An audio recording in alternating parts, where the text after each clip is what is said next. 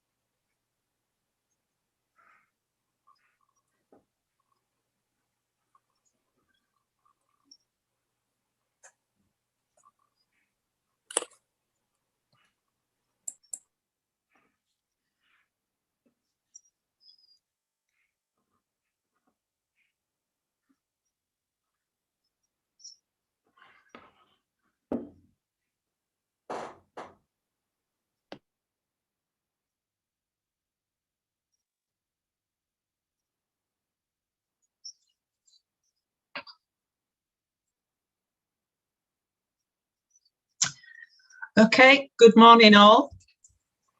Morning. Welcome to the careers showcase of the Humber economic LEP. Thank you for everybody. Just excuse me a moment because this is the first time I've chaired a panel when there's absolutely, I can't see anybody and I can't hear anybody. And I have the video running live in the background. Mine's been a bit of a delay, good old technology. So hence a little bit of a pause at the beginning. So forgive me. I'm Catherine Bishop. I'm the chair for this morning's Q&A. We've already had quite a few questions in and there's some coming through live. So I'm going to try field to the most appropriate panel member. I'm also a Humber and East Yorkshire LEP board member, and I've sat on the Skills and Employment board for the Humber LEP for the last 2 years.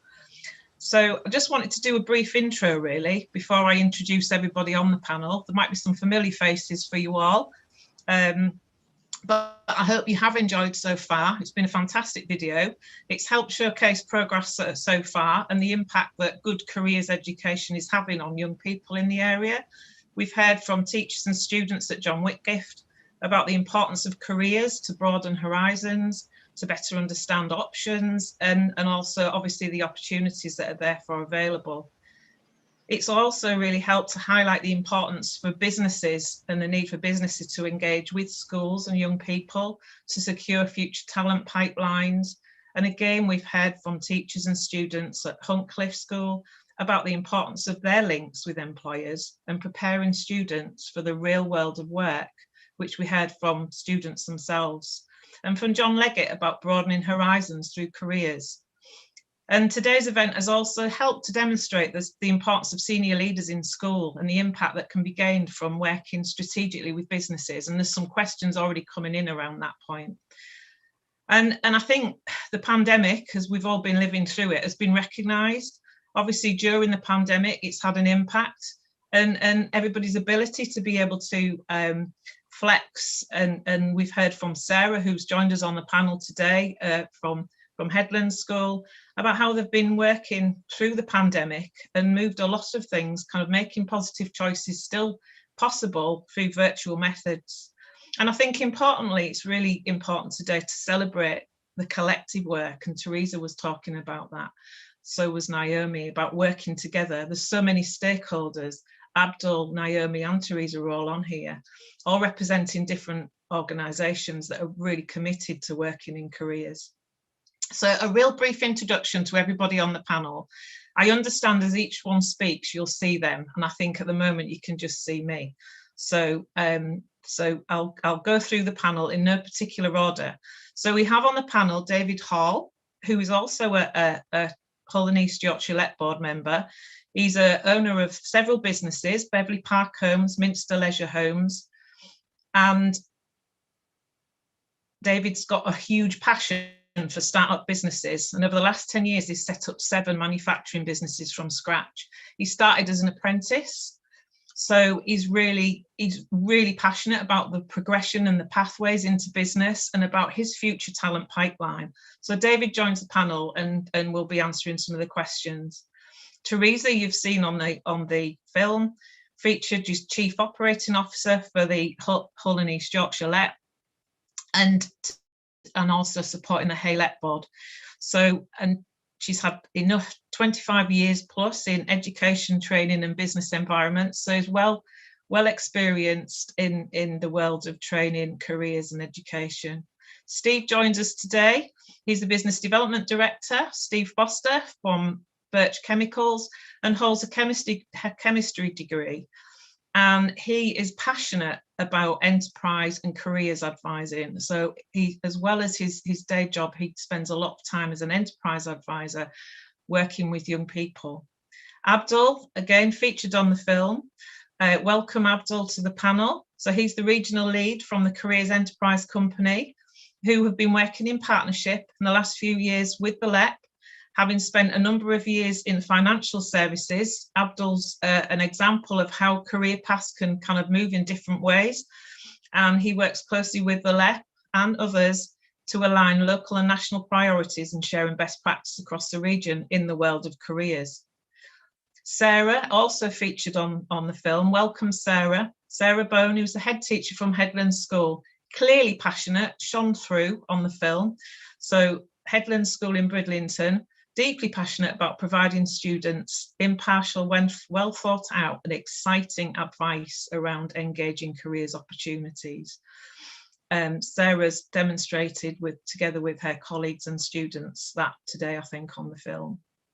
And finally, Naomi Prendergast, also featured on the film, manager at the Humber Outreach Programme, and has been working again in careers for over 20 years. I think collectively, I haven't done the maths, but we've got a lot of years of specialisms here on careers on the panel. So I think it's fantastic to welcome you all. And I look forward to some of the discussions and answers. Briefly, myself, I've been working in skills and employment with young people for nearly 30 years. So again, adding a number of years onto the numbers that have already gone through. So there's a couple of questions already come through the panel, but we had some pre-submitted. So I'm going to start off and direct this question to Sarah and Teresa, if I may. So in your opinion, and what would you mind sharing your thoughts on how important it is that young people understand the opportunities that exist in the local area? Shall I kick off, Catherine? I think it's absolutely vital, because we're seeing such a huge amount of economic investment into the Hay and the wider Humber region at the moment, that we really need to connect those young people with the real opportunities that are actually on the doorstep now. And I think that's why labour market intelligence, working to support schools and other partners to be able to access and recognise those opportunities, is really important. It helps drive people's aspiration. They can see what's happening in their local patch, and where possible to link employers that are involved in some of those developments directly with those schools. Actually, that adds real value. So I think it's vital, actually. No, thank you very much. It absolutely is vital. And I think the richness in the film came out with all the different stakeholders and young people obviously featuring rightly in the centre. Sarah, what are your thoughts on this one, the importance of young people understanding those opportunities that exist in the local area? And I know some of your students were talking about further afield as well.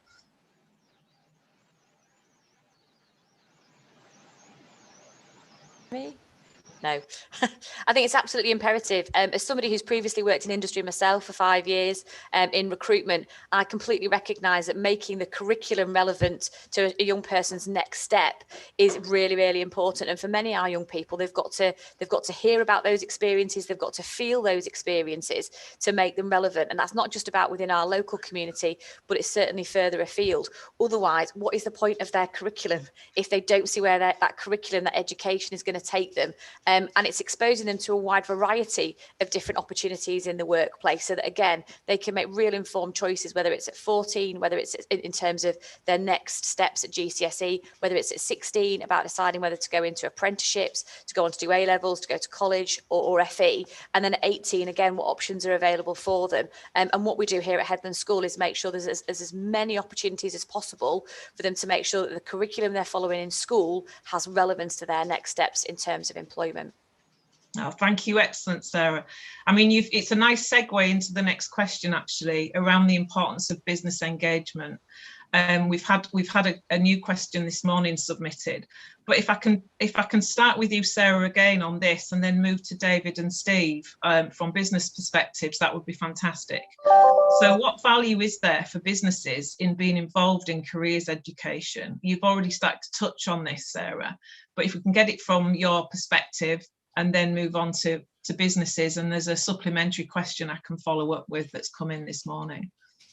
I think it's crucial for young people to hear from business leaders about what opportunities are out there.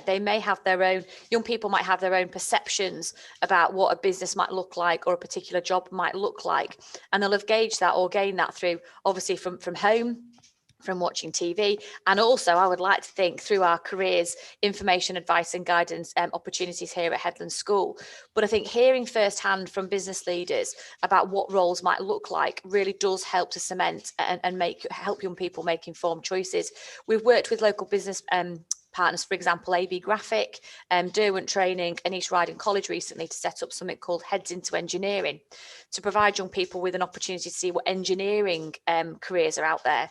We set up the Health Partnership about 3 years ago, working with a local GP practice, Hull University, York Medical School, and again East Riding College, to again on a weekly basis provide our post-16 students with an idea about careers in the health sector.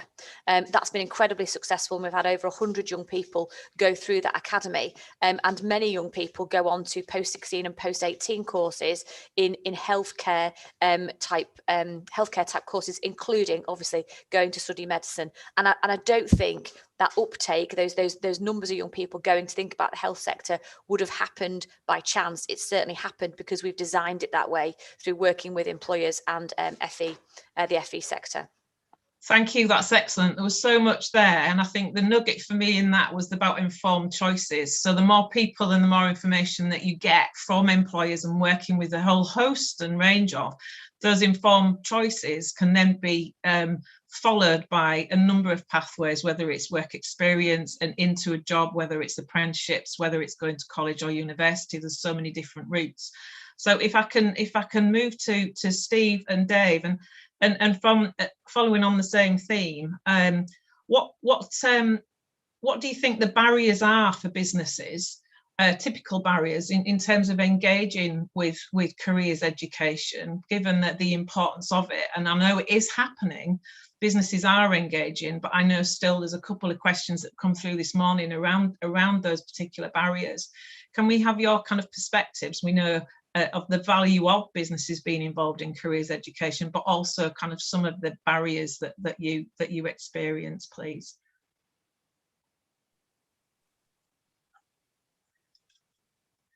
Hello, right, I'm just trying to move my screen. I can see Steve and I can see David. Which of you would like to go first on that question? I think something's going with the sound. I can see David speaking, but okay, I was being polite and just going to let David go first. Well, he gets his sound. As we can't hear him, I'll pitch in. So in terms of the value to a business, that's quite simple. We need good people, and good people, you wouldn't believe how hard good people are to find. And really, in terms of finding the right people, what we're looking for is the core of a person. We're looking for ability, attitude, personality. Yes, exam results are important, but it's more, can we see the spark there? And finding somebody that's right is harder than you think. And especially when you're from the Humber, which for people outside of the Humber isn't a go-to place.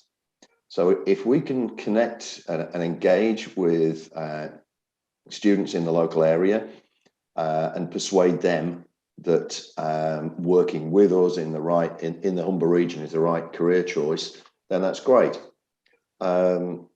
Certainly in terms of barriers, I think, for me, I think the biggest barrier is a lot of businesses don't actually engage at all, and therefore don't understand, because they haven't engaged, of the value. The more I'm interacting with the different teams involved, the more I realize that, not only is this about getting our presence out there, it's about sharing what we do with the local community. And just to touch back on what you were saying before, I want to be an engineer. What does an engineer do?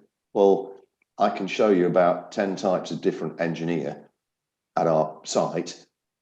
And what we would plan is that students get to talk to a 20-year-old engineer that does electronic engineering, that does mechanical engineering, somebody that designs stuff, somebody that fixes stuff.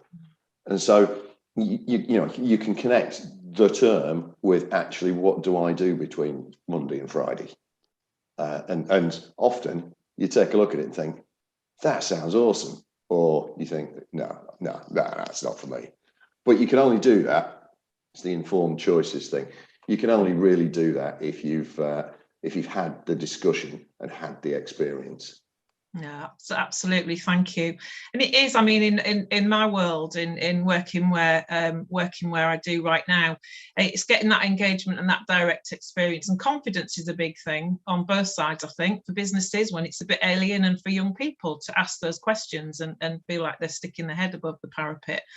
I'm wondering if David's sound is on, and wonder if you can if you had anything to add around the barriers from your perspective, David, of running several businesses.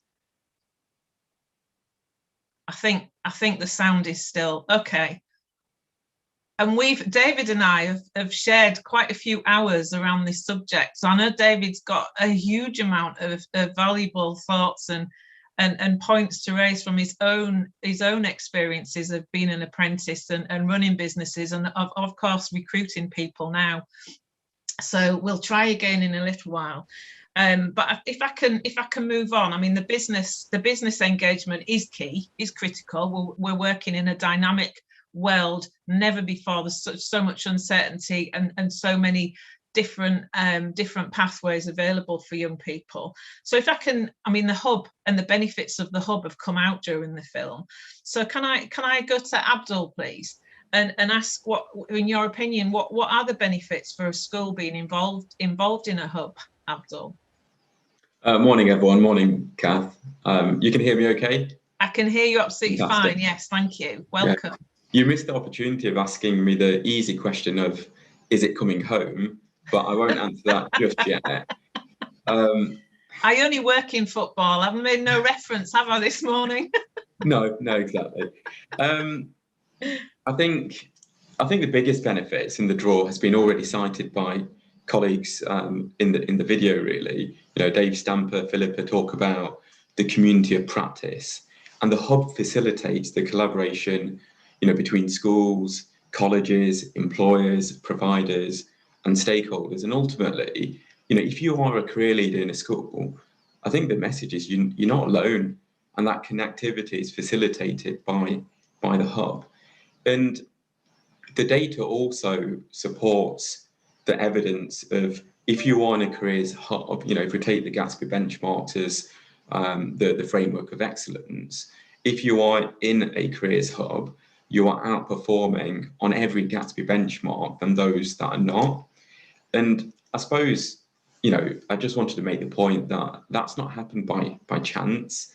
It's our enterprise advisors, Steve being on the call, you know, providing that connectivity to other employers, helping career leaders understand what the economy and the labour market looks like right now. It's at a really practical level, enterprise coordinators, and Philippa talks about this as well, helping career leaders navigate through the overwhelming amount of resources and provider offers that are out there. And, you know, again, kind of getting up to speed with our digital tools and resources, and being part of a hub. You know, there's a little bit additional investment for discrete projects, but ultimately, you know, the hub builds capacity. You know, if you're time poor as a career leader, you don't have to create anything now. You're part of a community, and I think that's kind of the real added value. Thank you very much, Abdul. I think David's just come back in, so I'm going to try again while we're talking about hub and employers, and you've just referenced the added value there, Abdul. Can I ask you, David, in terms of going back to the businesses and getting involved in careers education, is there any kind of advice from your experience that you think you could share in terms of tackling some of the barriers?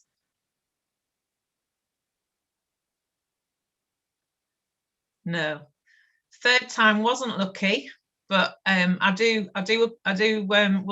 not give up just yet. So I'll go back to the hub, and thank you very much, Abdul, for that question and that answer. And if I can kind of move on the informed choices and around the hub, which obviously gives that collaboration and that connectivity, which is really important, and all important aspects of the hub that you've all talked about. Can I ask Naomi, What do you think are the key factors in supporting young people to make well-informed choices? And I know we've already touched on this, but from your perspective, are there things that you can add? Okay, morning everybody. Lovely to see everybody today.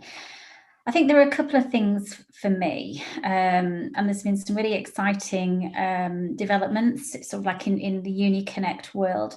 I think the first thing is about not making any assumptions about young people. One thing that we're really keen to develop over the next couple of years is our progression framework. So basically what that means is you can make an assumption that if you do certain things in, say, for example, year 9, and you build on that in year 10 and into year 11, then you've got a oven ready, I hate using that term, but an oven ready young person who's ready to make an informed decision about their next steps.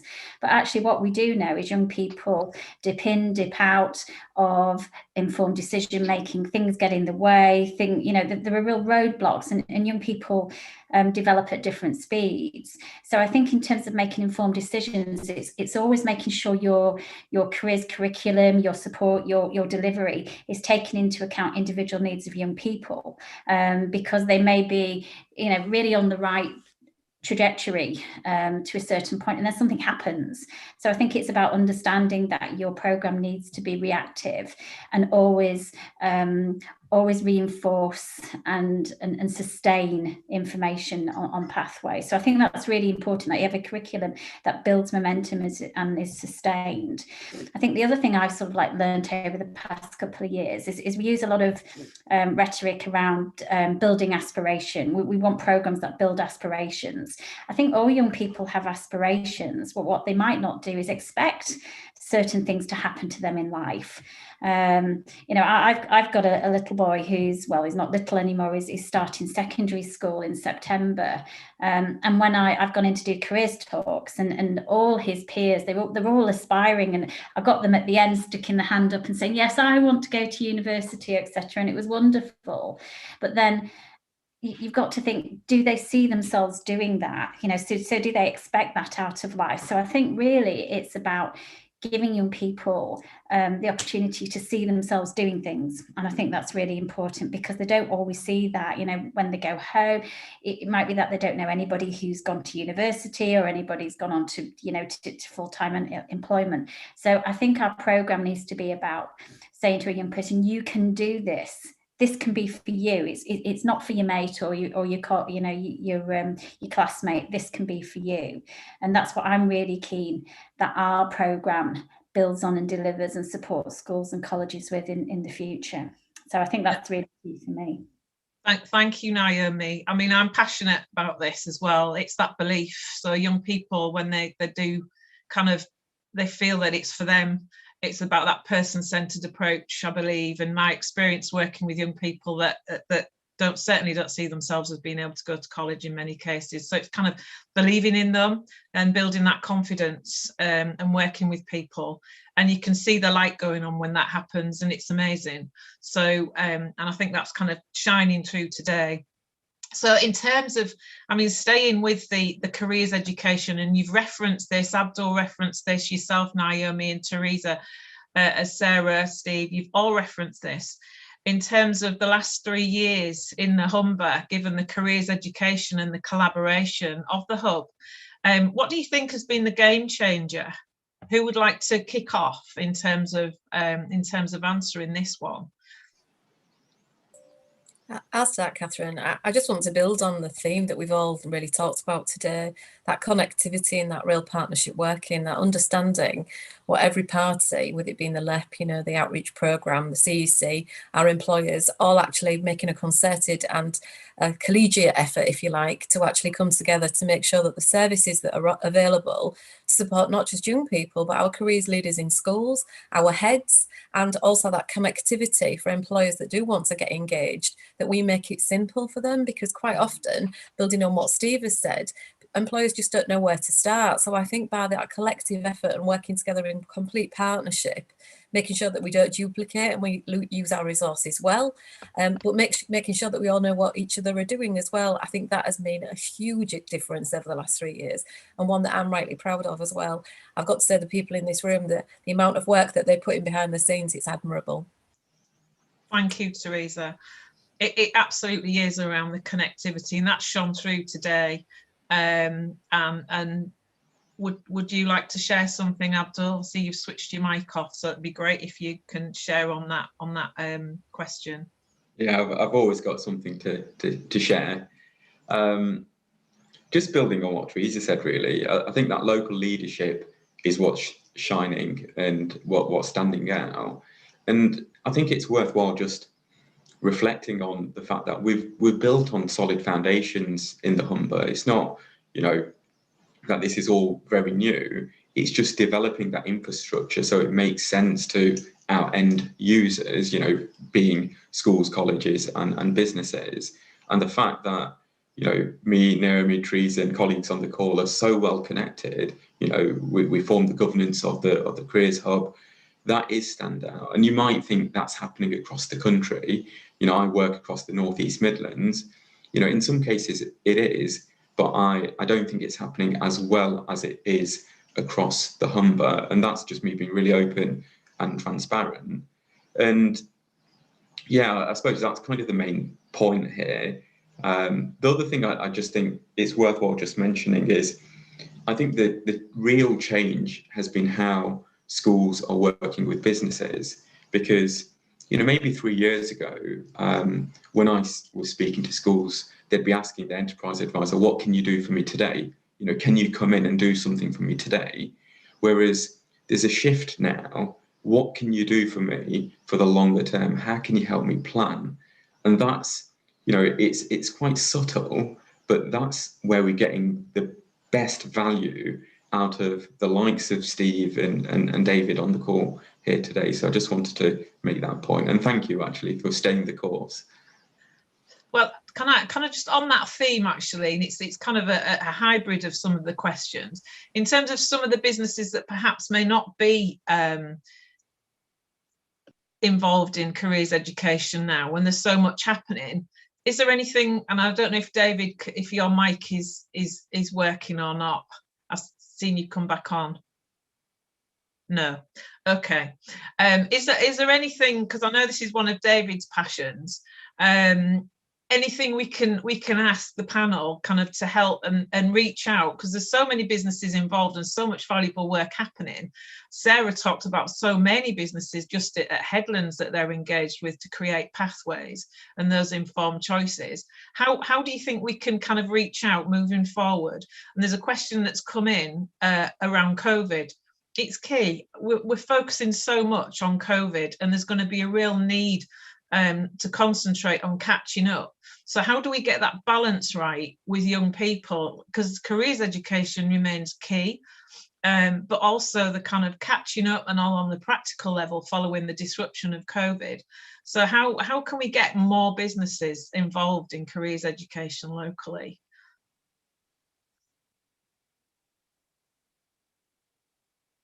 Who can answer this one? So David, Steve, would you like to come back in on that one? I think your mic's working. Yeah, sure, no problem. Thank you. So I'm going to go back to the theme of connectivity and then come back onto the question you just asked. So I think one of the key things is you guys have got a great network, but I'm going to take a wild guess and bet that David and I know more managing directors and senior people within businesses than you guys do, and that network is available for us to call. As I often kind of say to the students and teachers that I talk to, you've got your bunch of mates. Well, my bunch of mates just happen to be fairly senior in business, some of them, and I can ring them up and say, hey, Fred, John, Emma, how do you fancy helping XYZ out? And it's surprising how many people will say yes.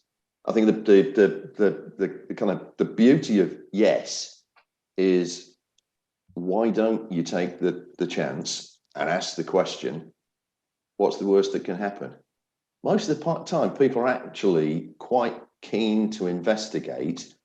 And then as soon as you've got them in the conversation, it's a relatively easy sell to persuade somebody of the advantages of connecting directly with students and helping businesses out, and helping schools and colleges out. I mean, Abdul knows well that my contact Lucy is she's an absolute queen at networking. She's networked me into a number of opportunities, but she and my careers head contact, Vic, now know that if they want something doing, I might not be able to do it, but I can probably get somebody to get it done. So it's all about the value of exploring that network. Yeah. Because, you know, between us, we've actually got quite a broad reach. Thank you, Steve. I think that's really valuable. I'm just watching the clock and it's gone really quickly. I was wondering if we had enough questions, and we've got quite a few. So unfortunately, I won't be able to get through this, but I'm sure Teresa and the team will field after this questions if people want to contact Teresa and the team, because there's some valuable thoughts and some valuable points that have come out of today. And the conversation absolutely needs to continue. Because it's critical. I know working where I work, we're working with people that are not in education, employment, training, come to us through sport. And they come to us because it's a safe way to engage. So we're helping and working with various people on pathways. There's so many different ways of looking at things. So what's clear is there's no simple answers, because it's a very much an individual thing. But what's also clear today is that so much good work is happening that we can build on and continue to build on post-COVID. What's important is leadership, partnerships, pathways, informed choices, opportunities. But essentially, everything's come through and shone today is that collaboration piece with all the stakeholders that are on here today. Engaging with more businesses, as Steve has outlined, in terms of the importance of all of our networks and how we're all busy doing what we do every day, but it's kind of taking that moment and reaching out to those networks can sometimes make that real difference. And just enabled people to kind of have that confidence and that ability. And for myself, it's that belief that opportunity can be reachable, and it's linking those employers and those opportunities and those education pathways to the schools and to places where young people are. It might be in our football stadium. So it's kind of thinking differently. So thank you everybody today. Really, really great discussion. It went very quickly. I want to close with a little quote, which I think is really important. Everybody's talked about so many things today about belief and about pathways, etc. And the classic Walt Disney quote was, all of our dreams can come true if we have the courage to pursue them. And I think if everybody does what they do and continue to kind of believe in people and present those opportunities, it will give our young people that courage, and it will support careers pathways moving forward. And I really think we've got the resource and the skills and the knowledge locally and beyond to do that. So thank you all for joining today, for everybody that took part, and for all those brilliant students on that film, for contributing and sharing their own experiences. And for everybody on the panel. There isn't enough time to kind of, I was planning on going around and asking everybody a final thing, but we're running out of time. So I've just been asked by Ross to close. So thank you all. And hopefully there's not too many pauses. So thanks very much. Bye-bye.